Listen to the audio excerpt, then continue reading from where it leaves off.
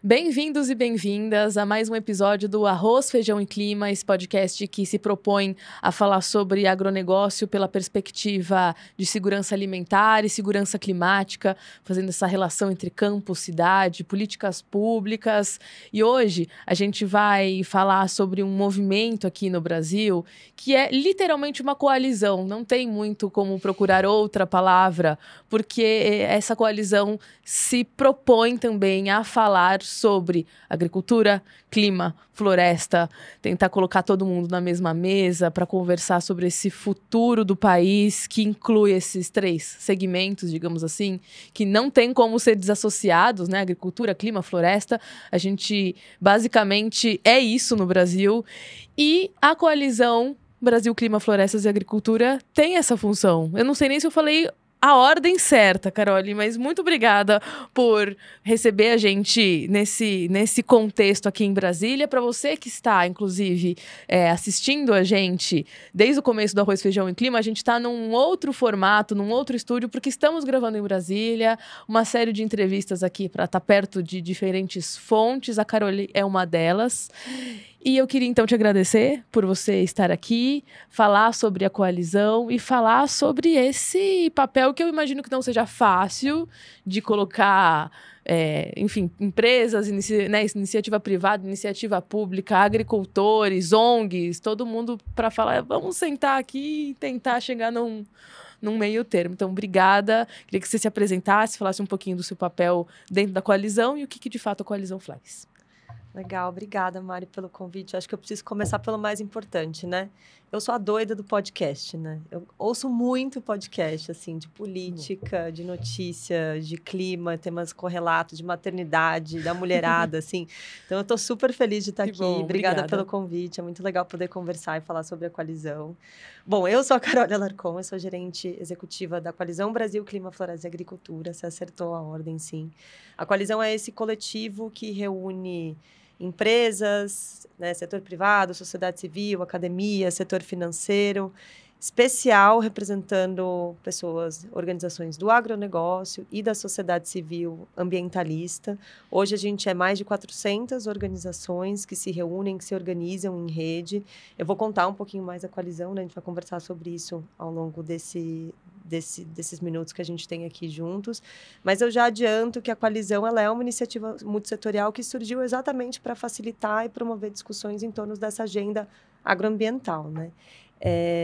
Eu sou formada em gestão ambiental pela Exalc USP, tenho mestrado em silvicultura tropical na Universidade Técnica de Dresden, na Alemanha, acredite se quiser. E o tropical na Alemanha. Eu defendo muito de que as florestas, acredito que as florestas elas estão no cerne para a gente discutir soluções para o clima, né? E ao longo da minha trajetória profissional, eu venho trabalhando com isso, seja antes no coração da Amazônia, em organizações como o Instituto Mamirauá, como o IDESAN, trabalhando muito com áreas protegidas, gestão comunitária de recursos, conflitos, né, resolução de conflitos, até para plataformas mais globais, como a UICN no Nepal, a Unesco em Katmandu, no Nepal, a UICN na América do Sul, mais focada para agendas de advocacy, de restauração.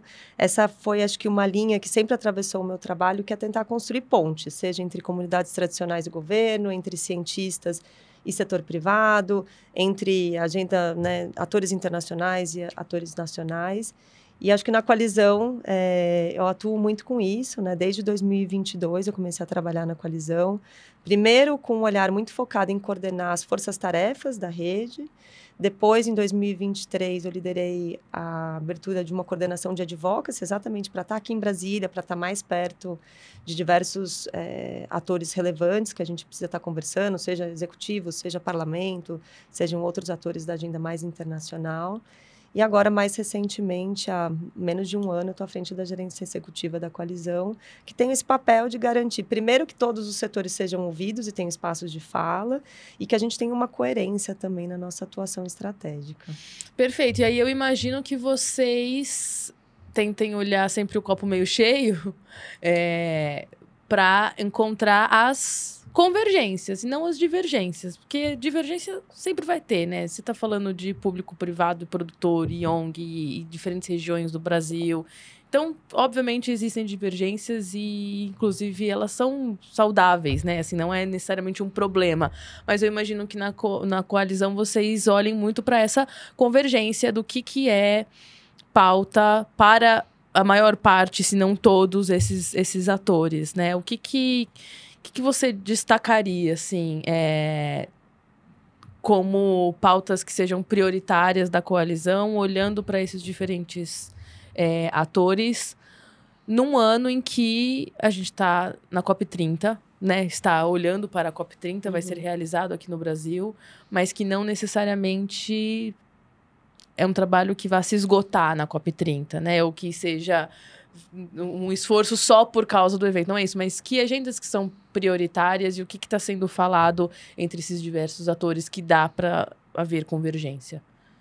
Tá, acho que é o momento, né, a COP30 que a gente tem visto. Eu acho que, primeiro, olhando, assim, para as convergências, né, eu acho que a gente tem conseguido construir diversas convergências importantes, assim, algumas agendas centrais, e vou tentar trazer alguns exemplos, assim, por exemplo, a implementação do Código Florestal, né, a rastreabilidade nas cadeias da soja, da pecuária, avanço nas concessões florestais, instrumentos de PSA, esses são alguns espaços de diálogo que a gente tem já relativamente consolidado dentro da rede, assim. PSA, só um parênteses, programa de serviço, pagamento por serviços ambientais, que é uma lei, a gente te falou um pouquinho disso no episódio anterior, inclusive.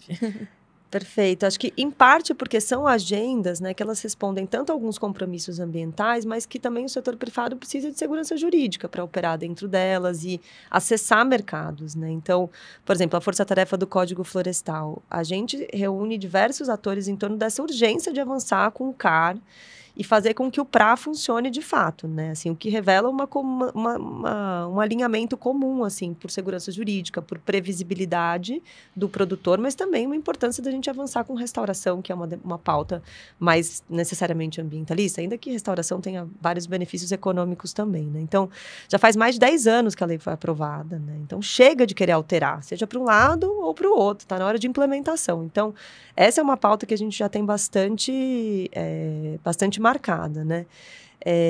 A agenda de transparência, rastreabilidade, né? Commodities livres de desmatamento. A gente vem acumulando aí consensos muito importantes sobre caminhos e possibilidades técnicas da gente avançar com essas agendas para que elas sejam tanto alinhadas a expectativas ambientais como de mercado, como de acesso ao mercado, né? Então, acho que essa é uma outra pauta muito importante. Concessões florestais. Eu acho que a gente tem uma agenda super madura de consenso, seja entre sociedade civil e setor privado, da importância de dar escala a concessões florestais, né? Seja do ponto de vista de provisão de madeira, até como diminuir pressão sobre florestas plantadas, ainda que a gente vai poder discordar, ou ainda não discordar, mas ainda tem um avanço de uma discussão em andamento sobre, talvez, a governança entre os diferentes elos dessa cadeia, a repartição de benefícios, né? Então, tem alguns elementos que a gente ainda está avançando. A coalizão acompanhou o processo de regulamentação da lei de concessões florestais de uma forma extremamente, assim, passo a passo, emenda por emenda, assim. Então, a gente tem detalhe para discordar também, mas, no geral, a gente concorda muito, né?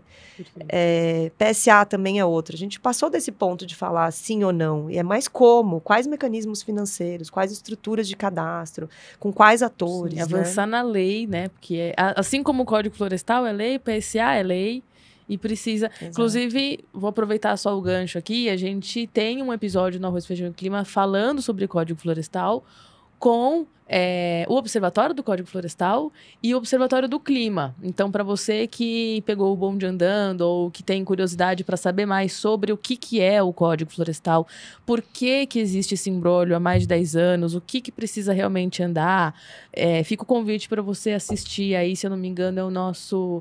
segundo ou terceiro episódio, mas tá lá no YouTube e no Spotify, então só para dar o contexto aqui pro pessoal. E você tava falando dessas convergências, mas, Carol, eu queria que a gente até voltasse um passo atrás, assim, para explicar em que contexto que nasceu a coalizão, porque eu imagino que a coalizão só nasceu porque, de alguma forma, alguém percebeu que havia essas convergências, né? Não só a necessidade de todo mundo conversar, mas não, ó, esse ponto aqui interessa para A, para B, para C, então vamos criar uma coalizão. Em que contexto que ela foi criada? Porque você falou de Código Florestal, esse ano a gente também está fazendo 10 anos do Acordo de Paris, e eu sei que tem coisas a ver aí, né?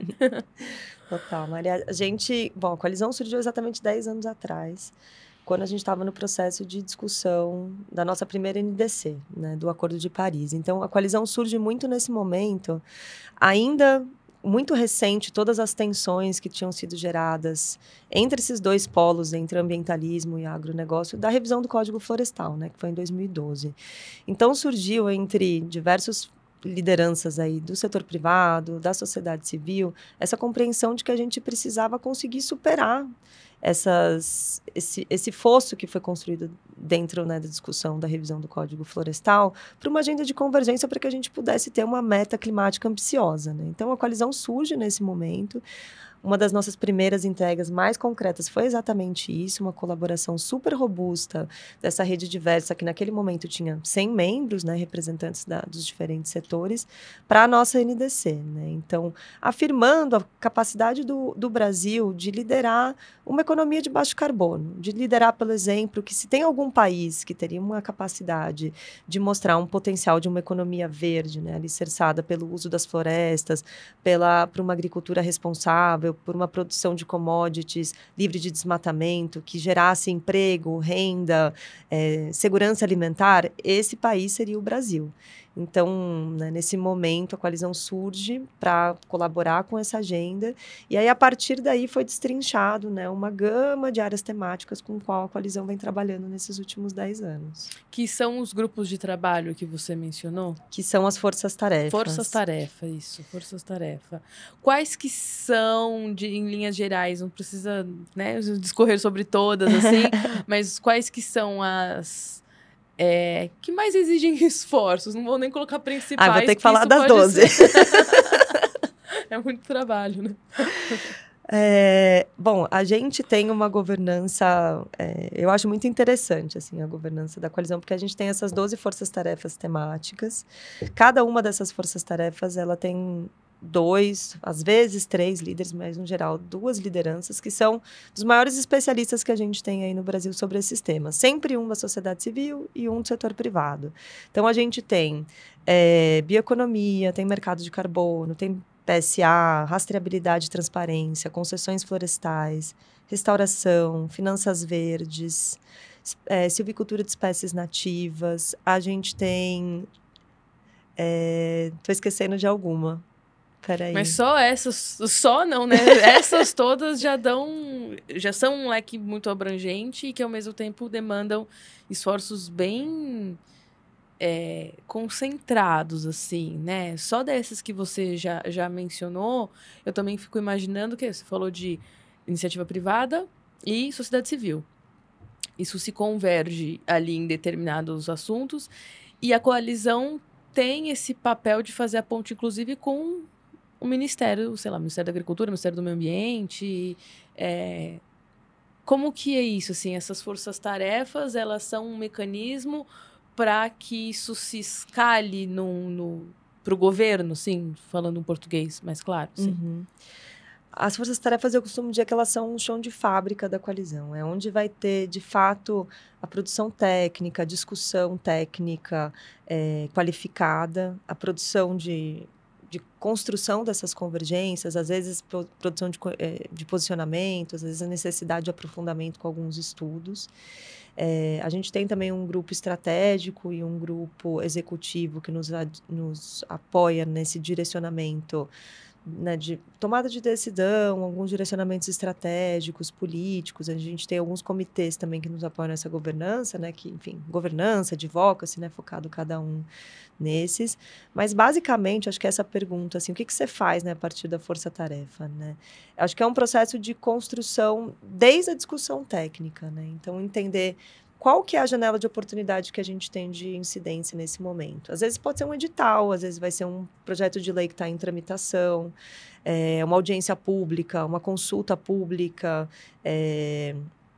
uma COP, por exemplo, né? Qual que é a janela de oportunidade que a gente tem de incidência? Quais são os atores que têm dialogado com esse tema? Muitas vezes são temas muito técnicos, né? Você vai falar sobre concessões, você vai ter uma diretoria específica dentro do Serviço Florestal Brasileiro, mas você vai ter uma pessoa dentro do MA, uma pessoa do MAPA, talvez no MDA. Quais são as agendas que estão falando dispersas pelos ministérios sobre essa pauta de concessões? Existem sinergias, existem complementaridades, existem projetos de lei que estão tramitando, que apoiam ou que às vezes ameaçam essas agendas.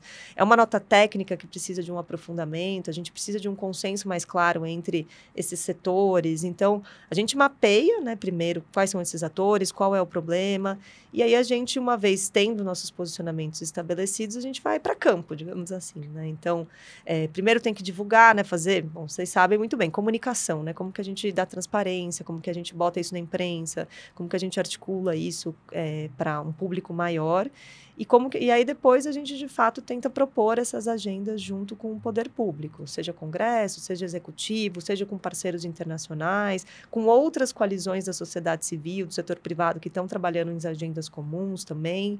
E aí eu acho que o mais difícil, mas também muito importante, é o monitorar, né? Daquilo que a gente propôs, o que vingou. O que não vingou, por que não vingou? O que demanda uma ação de continuidade? Acho que tem essa leitura política também dos avanços que são possíveis e que, ok, estamos felizes, avançamos o que foi possível, outros que a gente vai precisar de futuras campanhas de ação, né? Que é um pouco, a gente cai de novo no exemplo do Código Florestal, né? Que acho que é isso que você falou desde o começo, é um dos maiores esforços, é um dos maiores consensos, precisa avançar. Como avançar? Tem muita gente no Brasil, incluindo a coalizão, os membros da coalizão, se esforçando para achar soluções para isso, sim, né? O Código Florestal dá muito trabalho, né? A gente tinha até uma piada interna no ano passado que a cada mês aparecem 3 PLs, 3 projetos de lei tentando de alguma forma alterar o Código Florestal, assim, né? Agora, no momento, tem um PL tramitando no Congresso que propõe alteração do Código Florestal sem a gente nem ter acesso ao substitutivo que, de fato, vai ser votado. Então, assim, precisa de uma vigilância constante em relação a alguns temas. Acho que o Código Florestal é, com certeza, o maior deles. O que queria puxar pela sua área de especialidade ali, quando a gente fala de silvicultura de nativas. Eu acho que daria um outro podcast falar só sobre isso, né? Mas acho que existe muito essa questão também de que, não sei, assim, generalizando, a floresta que está relacionada ao agro é o eucalipto. E tem muito essa questão de como que as nativas poderiam ser inseridas, por exemplo, numa integração lavoura, pecuária, floresta, como que os próprios produtores rurais enxergam formas de rentabilizar as nativas também, porque muito do eucalipto é isso, tem mercado, ele vai fazer renda ali com eucalipto, que seja a cada 7 anos, mas vai fazer, né? O que a coalizão trabalha, como que você contribui para essa discussão nesse sentido? Porque a gente está falando basicamente de árvore, que é uma coisa que o planeta Terra está precisando, né? Que os agricultores vêm percebendo ao longo dos anos que é necessário manter o que tem, recuperar, reflorestar, né? Não dá para reflorestar só com eucalipto ou com, enfim, espécies que não sejam brasileiras, né? O que a coalizão discute nesse momento sobre essa integração? Clima, florestas nativas e agricultura. Eu acho que se tem uma pauta que tem uma capacidade de unir essa agenda é a silvicultura de espécies nativas, né? Até no Dia das Florestas, que aconteceu agora recentemente, teve um evento conjunto entre o Ministério do Meio Ambiente e o Ministério da Agricultura em torno disso, assim. Acho que foi muito simbólico para mostrar exatamente isso. A coalizão tem um programa de pesquisa em silvicultura de espécies nativas já faz alguns anos, com uma rede de atores da academia, né? E recentemente a gente teve um projeto grande financiado para conseguir montar da escala esses sítios de pesquisa, junto com o Parque Tecnológico lá do sul da Bahia.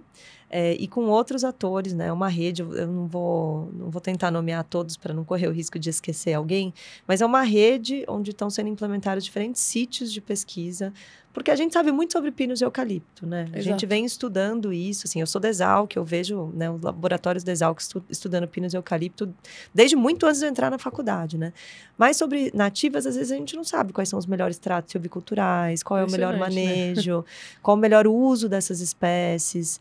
Então, tem uma necessidade muito grande, né? Qual vai ser melhor para a restauração? Qual vai ser melhor se a gente tiver uma intenção de maior biodiversidade, fauna? Enfim, acho que tem uma pesquisa que é necessária e a coalizão teve um avanço especialmente relevante no Espírito Santo, né? Então, conseguir, né, por um outro olhar, destravar também os marcos regulatórios que a gente tem, porque existe um medo real de que você possa usar uma espécie nativa que está sendo plantada para esquentar um mercado de madeira ilegal. Então, tem muitas preocupações do IBAMA em relação a isso. E aí, por conta disso, a burocracia para você ter... é praticamente um licenciamento, se você quiser plantar e produzir espécies nativas para uso de silvicultura no seu terreno, na sua propriedade. E comparativamente com pinos e eucaliptos, que a gente sabe que não tem esses riscos. Então, a coalizão ela trabalha com 2 focos. Um que é, junto com essa rede de parceiros, avançar nessa agenda de pesquisa. E depois, um segundo foco, que é um olhar muito para os marcos regulatórios. A gente tem uns avanços muito importantes no Sistema Nacional de Produtos Florestais, no Sinaflor, para que a gente consiga destravar, do ponto de vista regulatório, a silvicultura de espécies nativas. E eu acho que também fazendo comunicação, né? Acho que falando sobre isso, dando notoriedade para esse tema. Eu aprendi, né, o líder da Força Tarefa de Silvicultura de Nativas, um deles é o Miguel Calmon, né? E eu aprendi com ele esse conceito do contínuo florestal, né? Que eu acho que a gente tem florestas nativas, originárias plantadas e a gente tem uma área completamente degradada. E no meio disso a gente tem uma possibilidade, muitos tons de verde nesse contínuo, assim, que pode ser desde uma integração lavoura, pecuária, floresta, que pode ser silvicultura de nativas dentro da reserva legal, que pode ser restauração, que pode ser um consórcio de uma diferente possibilidade de uso, assim, né? Agricultura com sombreamento, pode ser cacau, a gente tem muita coisa nessa possibilidade desse contínuo florestal, que não é só bom para a biodiversidade, não é só bom para o clima, mas também pode agregar muitos benefícios para as propriedades rurais também. Perfeito, perfeito. Isso está no horizonte de vocês, enquanto coalizão, para levar para a COP? Eu queria encerrar a nossa conversa falando um pouquinho disso, assim, o que a coalizão mira para a COP30, não como não como uma finalidade, algo que se esgote lá em Belém, mas usando essa perspectiva, usando o evento global como uma perspectiva para destravar essas discussões. Por exemplo, na COP de Dubai, se eu não me engano, que foi assinado lá o TFFF, né? Aquela parceria entre países para as florestas tropicais. E a gente está falando de silvicultura nativa, que é basicamente floresta tropical, assim, né? De uma forma bem resumida. Vocês pretendem levar isso para a COP30? Como que a coalizão tem olhado? Quais que são as prioridades para o evento? Será que a gente vai sobreviver à COP30? Será? Mari? Será? Eu me pergunto isso, né? A gente só fala sobre isso, é uma expectativa tão grande que a gente tem, né? Sim, inclusive de hospedagem, né? Inclusive de hospedagem. É uma oportunidade única, né, que a gente tem para o país demonstrar essa liderança climática, a coalizão vê isso, a gente tem estruturado agendas prioritárias, né, para diferentes frentes. A primeira delas é o fortalecimento das soluções baseadas na natureza, que eu acho que aí entra um monte de agendas das nossas forças-tarefas, assim, né? Que pode ir, né, desde... Acho que primeiro, né, zerar o desmatamento ilegal, né, abordar essa agenda do desmatamento, escalar restauração, florestal, fortalecer a agricultura de baixo carbono, a silvicultura de espécies nativas, né, como uma nova base produtiva. Eu acho que tem várias agendas, né, que se conectam com que são algumas pautas muito importantes para a coalizão, que é essa conexão de biodiversidade, clima e de produção com conservação, né? Então, dentro desse guarda-chuva das soluções baseadas para a natureza, a gente tem algumas das pautas que a gente vai trazer como prioritárias e para defesa, assim, né? Acho que, primeiro de tudo, a gente vê que a realização da COP no Brasil, né, essa agenda de combate ao desmatamento, ela vai ganhar uma centralidade muito grande, né? Então, o Brasil vai ter uma oportunidade histórica de mostrar para o mundo esse seu compromisso com a preservação de ecossistemas. A coalizão lançou recentemente, né, agora, um documento que chama Brasil Sem Desmatamento, que apresenta 12 propostas integradas para o combate ao desmatamento, porque a gente consiga atingir essa nossa meta aí até 2030 de desmatamento zero, né, desmatamento legal, né, zero, desmatamento zero, já que já foi, né, uma meta que o Brasil já falou em muitos fóruns internacionais, né?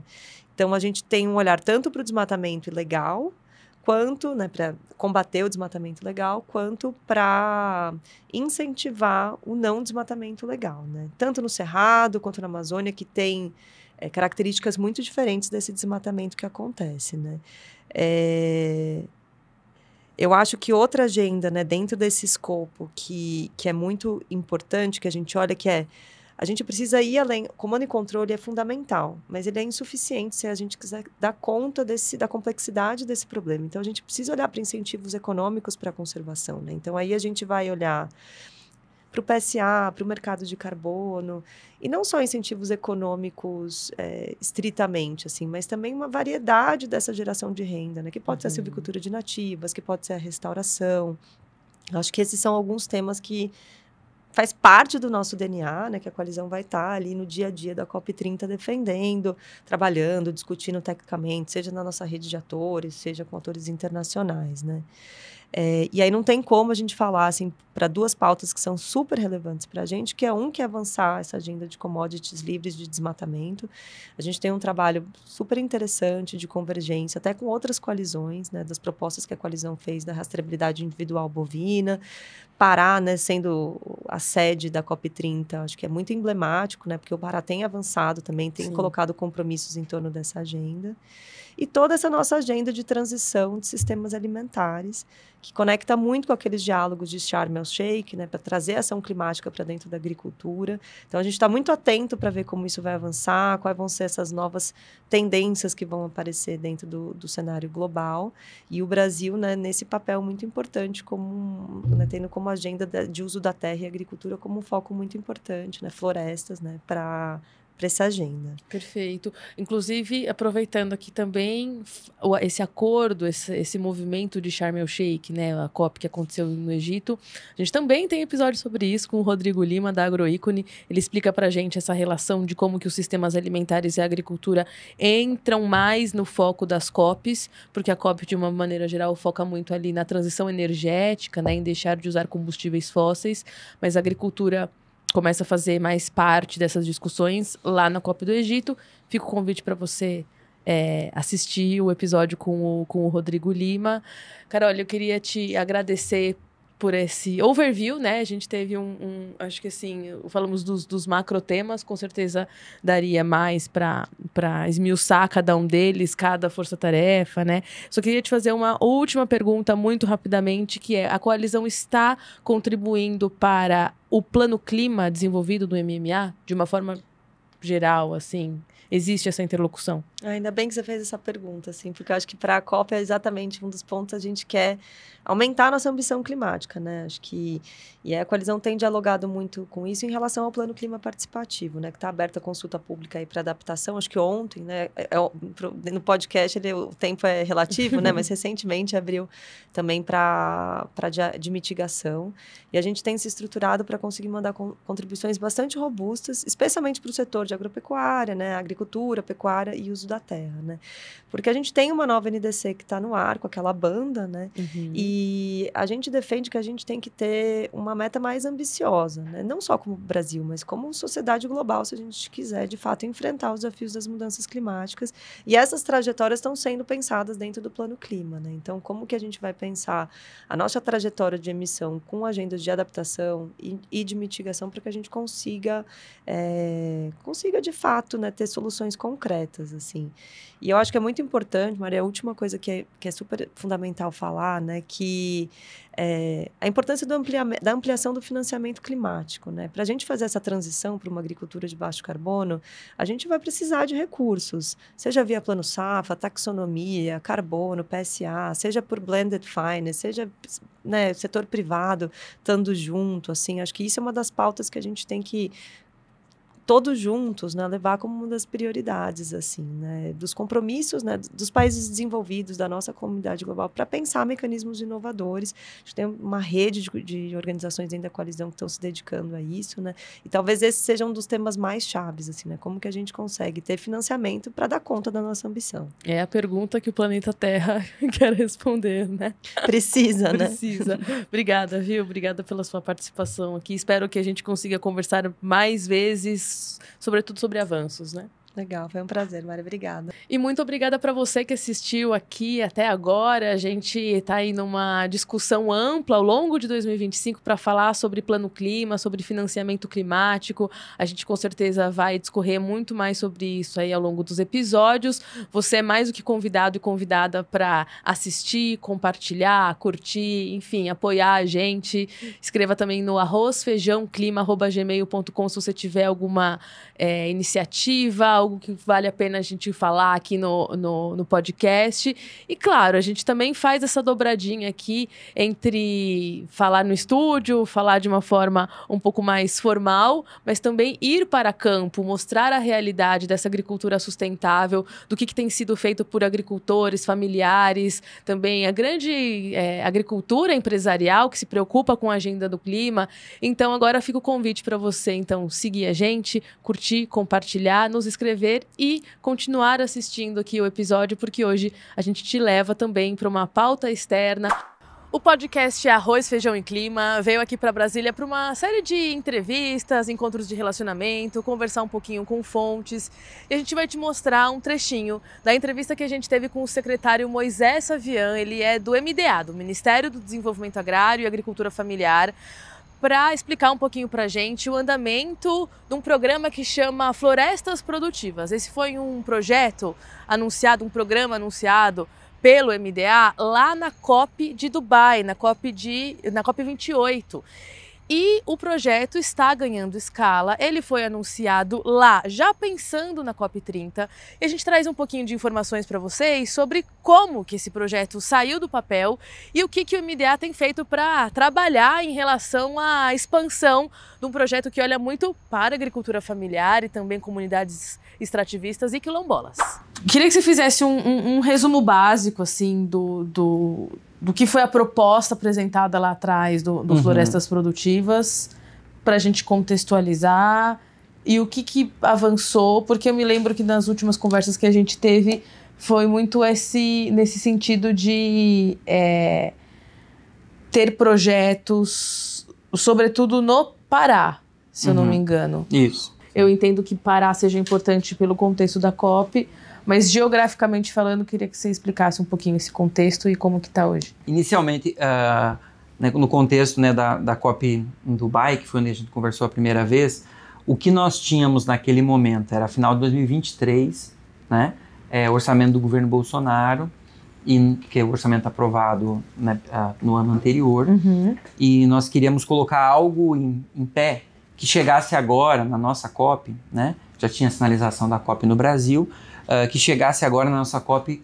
no território, né? Então nós pegamos os orçamentos que nós tínhamos disponíveis, né, e fizemos o projeto inaugural no estado do Pará, né? A ideia do inaugural, né, não foi pouco para contrariar um pouco a ideia do piloto, né? Porque o projeto piloto ele às vezes termina em si mesmo, né? Sim. Mas o inaugural é que nós queríamos inaugurar uma fase, né, do Florestas Produtivas. Então esse projeto evoluiu, avançou, né? A equipe de assistência técnica e extensão rural, que vai atender os 21 assentamentos, né? 18 assentamentos, 2 reservas extrativistas e 1 quilombo, está em campo, está começando a selecionar as famílias, fazer o trabalho. A Embrapa já montou unidades demonstrativas em alguns assentamentos, né? Então ele está, até foi uma coisa que você colocou na última matéria, que faltava chegar no campo, assim, né? Tipo, muitas ideias e o campo, né? Exato. Então o inaugural que nós pensamos lá, ele começou... Ele inaugurou. Ele inaugurou e está em campo. E nós vamos chegar agora em novembro, na COP, nós vamos poder levar as pessoas a conhecer a proposta, né? O pessoal todo que está vindo, tem 2 assentamentos na região metropolitana de Belém, né? Um em Belém e um em Santa Bárbara. Eu quero estar nesse meio desse grupo. Vamos organizar, viu? Vamos organizá-la para conhecer a proposta. E aquela ideia, né? De atender as famílias com assistência técnica e extensão rural, articulando a uma casa da floresta, um espaço planejado para ser um espaço educativo, viveiro comunitário e unidade de referência tecnológica, é o que foi a base do Florestas no Pará, e ele está assim, começando agora para a gente avaliar a experiência de campo, né?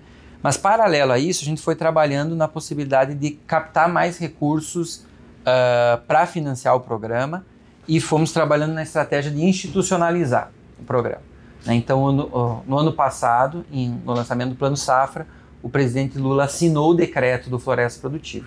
Então tem um decreto, o ministro e a ministra Marina, porque é um projeto coordenado pelos 2 ministérios, assinaram a portaria que institui o comitê gestor, e nós estamos com o comitê gestor sendo implantado. Então, do ponto de vista da institucionalização, ele está seguindo os atos administrativos, e agora o o comitê gestor vai começar a estruturar a política, né? Nós buscamos várias parcerias com WRI, né, que é uma ONG que representa aqui no Brasil a FOLO, que é Food and Land Use Equalization, né? Que faz o secretariado da FOLO no Brasil para nos ajudar a construir o programa. Então ele está caminhando legal. E nós fomos atrás de mais recursos para fazer novos projetos, né? E aí nós temos hoje uma implantação concreta aí de 250 milhões. Então, dos 15 milhões do inaugural, a gente conseguiu ampliar para 250. Aonde que vai sair esse recurso? 150 milhões do edital do Restaura Amazônia, específico para assentamentos, né? O assentamento é o ponto central dos projetos. Pode atender o entorno, pode atender o agricultor familiar? Pode, mas tem que ter projeto em assentamentos. Nós fizemos um estudo muito bacana com a equipe do BNDES, e nós elegemos 900 assentamentos no arco da restauração, o antigo arco do desmatamento, o arco da restauração. Então, o edital foi publicado esses dias, né?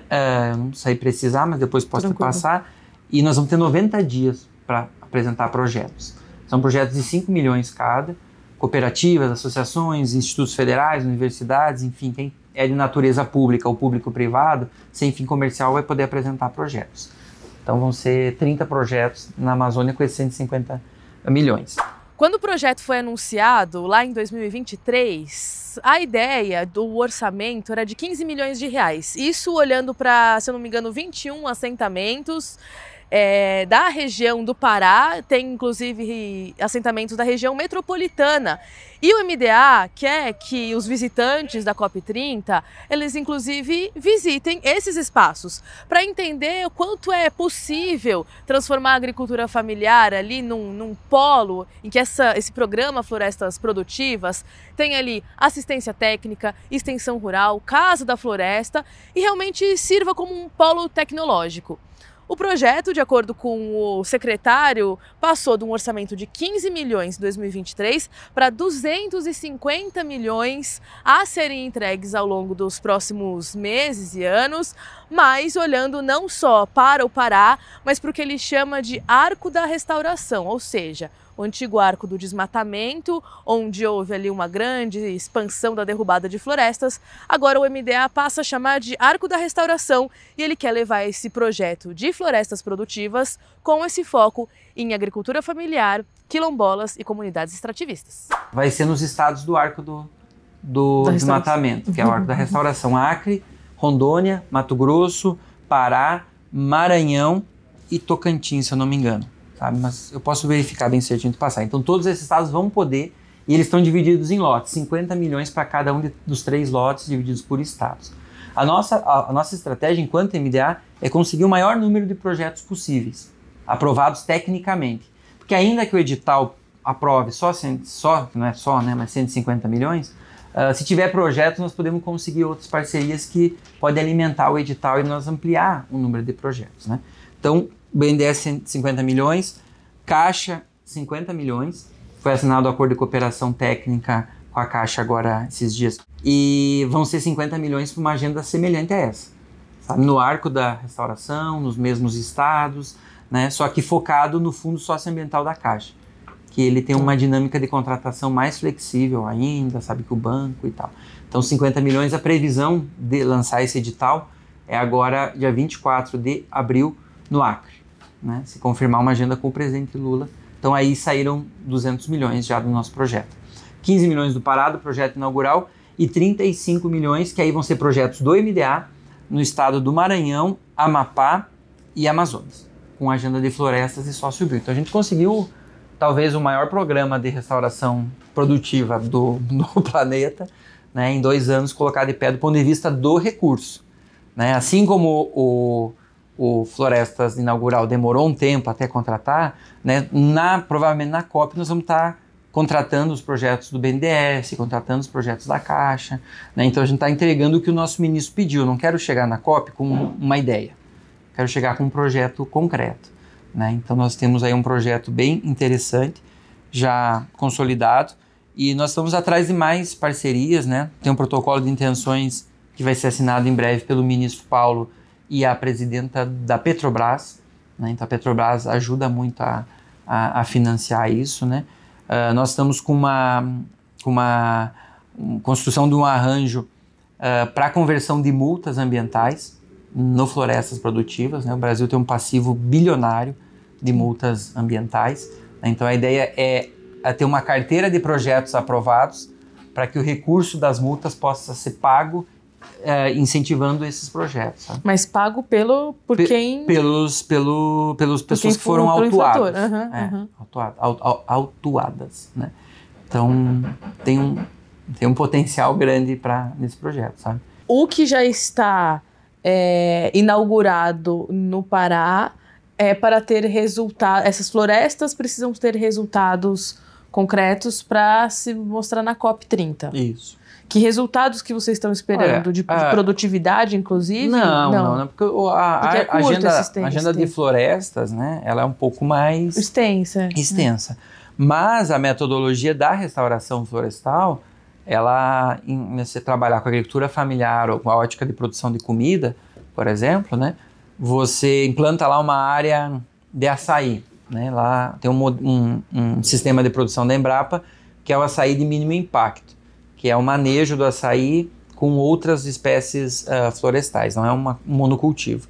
Então você vai lá plantar as 200 toceiras de açaí por hectare, você vai poder plantar mandioca nas entrelinhas, né? Então mandioca no Pará mesmo é menos de 10 meses você está colhendo. Né? Eles nem falam mandioca, né? Eles falam aipim. Mandioca é lá no sul, né? Mandioca é brava, né? Então já vai ter resultado concreto do ponto de vista do início desses sistemas, da produção de alimentos, né? Isso já vai estar posto, né? Acho que aqui as pessoas que nós queremos levar, você está convidado também, para ir lá conhecer. Bom, vamos lá ver a unidade de referência que a Embrapa montou, que já vai estar desenvolvida. Vamos conhecer o viveiro que está sendo construído, né, o viveiro do Florestas. Onde que foi instalada a Casa da Floresta, né? Qual que é a estrutura que tem. Porque a ideia da Casa da Floresta não é construir uma casa, é pegar estruturas que já existem e equipá-las para ser o espaço de... ela precisa ter lá uma cadeira, precisa ter um data show, né? Então a ideia é muito mais aproveitar uma cooperativa, uma associação. Alguns lugares vai ter que ser igreja, né? Porque escola, que tiver na comunidade. Né? Porque não faz sentido você construir uma obra para isso, né? Mas sim dar as condições para poder ser um espaço de... Então o que a gente espera, né? É poder iniciar esse processo. Assistência técnica e extensão rural no programa inaugural, ela vai ter duração de 2 anos. Então vai ter o processo da seleção das famílias, diagnóstico socioeconômico, acompanhamento da implantação no campo, elaboração de projeto. A A gente quer muito que as 1.680 famílias que vão ser atendidas diretamente com assistência técnica e extensão rural, que elas consigam acessar o crédito para a floresta. Porque aí os 15 milhões que nós investimos no projeto, se tomar mais 100 milhões de crédito, a gente fez esse cálculo, é possível, né? Você está trazendo um crédito que iria para a pecuária, para a cerca, ou para outra coisa, para trazer para a agenda de restauração, né? Que é o que a gente chama da alavanca do crédito, né? Você usa R$1 de assistência técnica e extensão rural para captar 10 em crédito. Sim. Então você aumenta, né, incrementa a produção do projeto. E aí, nesses outros estados todos que você citou, incluindo o Acre, que você disse que talvez tenha aí o lançamento. O lançamento agora em abril ainda, isso é para quando, assim? Eu pergunto no sentido de que para a COP30 vocês não vão ter essa estrutura toda como já está tendo no Pará. O BNDES foi lançado em março, final de março. Vão ser 3 meses o edital. Por que a gente fez 3 meses o edital?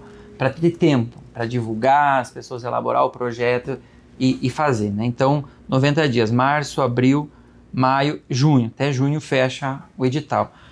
Nós, na comissão de seleção, vamos levar 60 dias para definir e começar a contratar. Então, a ideia é que junho, julho, agosto, a ideia é que a gente possa chegar na COP com esses novos contratos já celebrados, né? E já começando a transferência dos recursos. Né? Mas aí vocês colocam, precisa rodar em 3 anos, precisa rodar os projetos? Os projetos em si. Os projetos, salvo engano, são 5 anos. Tá. Porque é isso, a floresta precisa de um tempo, né? Exato. E precisa ter um acompanhamento, né? Precisa ter, vamos lá, um grande gargalo da questão do florestas é de restauração florestal e produção de muda. Se nós começar a fazer em larga escala, nós vamos ter muda. A muda, dependendo da espécie, vai levar 6 meses para ser produzida. Então tem todo um conjunto de medidas que precisam ser feitas. Nós, enquanto governo, é o que nós temos que pensar em ter, né? A institucionalização da política, que define os critérios, né? E que dê credibilidade, inclusive, para as pessoas que estão investindo, e ao mesmo tempo captar recursos. Né? Então as duas coisas estão sendo feitas, né?